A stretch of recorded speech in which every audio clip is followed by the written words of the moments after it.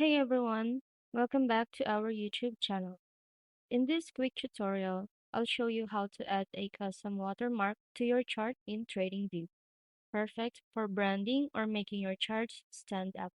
Let's get started. Once you're logged in, open any chart where you want to add the watermark.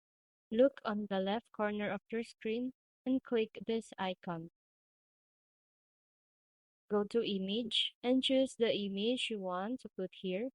Make sure that the maximum size of your image is 2 MB. Click it. I will choose this one for example. Click OK. And now your custom watermark is here.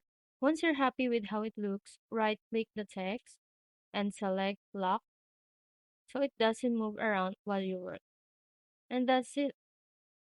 Now you've got your very own custom watermark on TradingView. If you found this video helpful, don't forget to like, subscribe for more quick TradingView tips, and leave a comment if you want more customization tricks.